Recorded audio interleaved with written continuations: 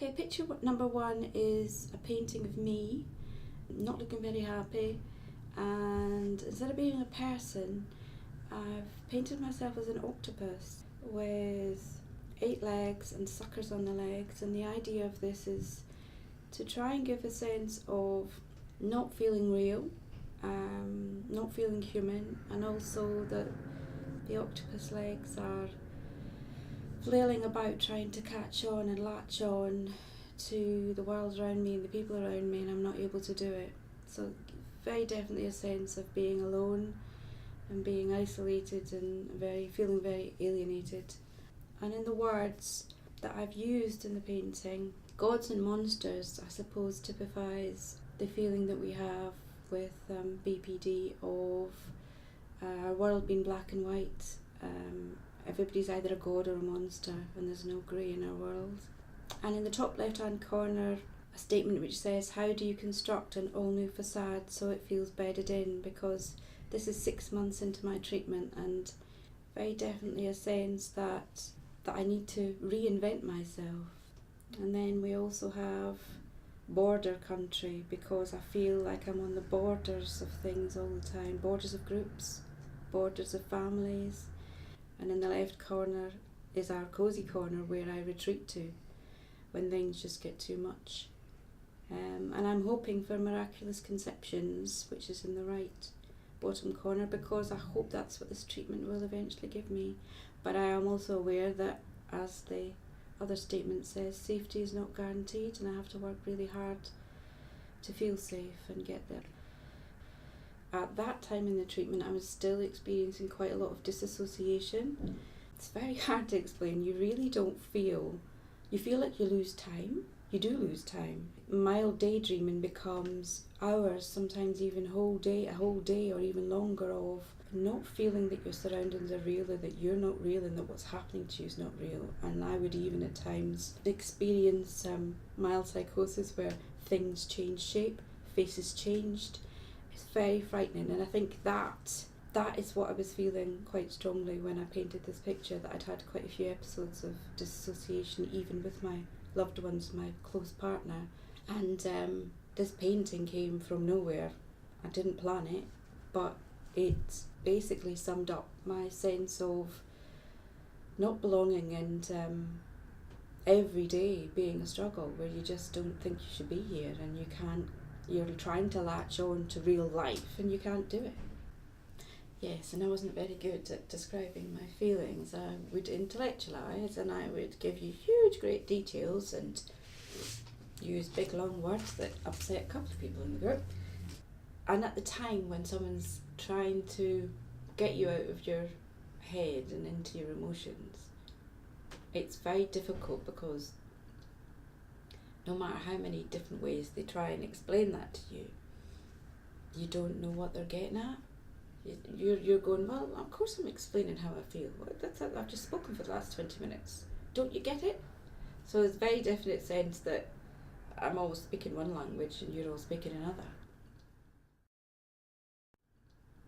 Yeah, in the second picture, this was just over 1 year into my treatment, and I had taken the rather brave plunge for me of joining a local choir. I enjoy singing very much, and I had joined quite a few choirs in the past but never stuck at it, and there was always a reason why I felt I couldn't stay, because I felt I didn't belong. So this picture is a representation of people who were at the choir on that evening. The yellow blob is the choir master. I am the dark green blob.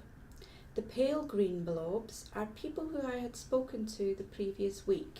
I think I'd only been at the choir, this might be the second or third session. And the red blobs are men, and the blue blobs are women. And the reason why I've kind of chosen to paint it this way is an example of me being in a group and feeling uncomfortable but comfortable, because it was new, but I was determined to give it a go, and 9 months down the line I'm still going to the choir, so that's a big plus for me. The pale green blobs are people who I'd spoken to before, who I'd also spoken to just before the choir started that night, and I found myself in a bit of a dilemma because they weren't all standing together. And so I thought, right, I need to make sure that I keep contact with these people. I remembered their names, and I tried my best to make sure that I spoke with them during the evening, and I was aware that actually what I was doing was mentalising. I was mentalising my behaviour. I was thinking about, okay, you're in a new group, you feel a bit uncomfortable because you're not good in groups. You're identifying the feelings and recognising the raised heartbeat and recognising the dry mouth and recognising, oh, what if I say something silly or stupid? Sitting with the feeling, acknowledging the feeling, but moving through the feeling and talking anyway. Okay, in picture number 3, we have a multicoloured snake with a tongue, but also a beating heart. This painting represents the shedding of skins. We have a snake in the middle, and then we've got lots of different skins around the others outside. And the fact that they're muted colours is important as well, because we associate extremes of emotion with what I would associate with extreme colours. If you're more in control of your emotions, you're able to regulate your emotions more, so I would associate that more with muted colours. But also from spiritual terms, snakes are all about transformation and transmutation, and in the process of going through MBT as a therapy, the whole point of it is to change. And if I think about the skins that I'd shed, and this painting is also about sort of 13-14 months into my therapy, the things that I'd shed were suicidal ideation. Hadn't felt suicidal at all for ages. Disassociation. I was no longer disassociating. Not taking things personally. It is very difficult not to take things personally, but I think by that stage in the process I had managed to be able to mentalise through comments or behaviours of other people and think, that's their stuff, it's not my stuff, and don't take it personally, which is a huge achievement. And other things related to relationships with family and relationships with close loved ones, just better on an even keel. The kind of extremes of emotions, any anger had gone. Those of us who have lived with BPD live in fear. We live in fear all the time, constantly. We wake up with it and we go to bed with it. And I can also say that very largely the fear had gone by then as well. I don't have days when I want to just stay in bed and pull the duvet over my head. I don't think I'll feel that ever again.